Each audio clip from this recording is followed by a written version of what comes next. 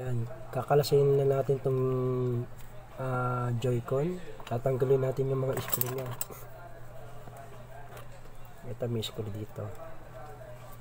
Ang sira kasi nito yung R1 ay mapindot. Maaring marumi or kinalawang yung ano nya, yung buttons nya doon sa loob. Malalaman natin yan kasi hindi nga mapindot.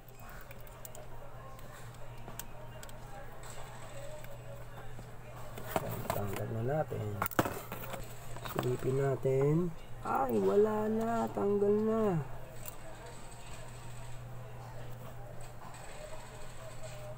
Wala na, wala na. Tanggal na pala yung ano nya. Yan o, yung pindutan nya sa R1.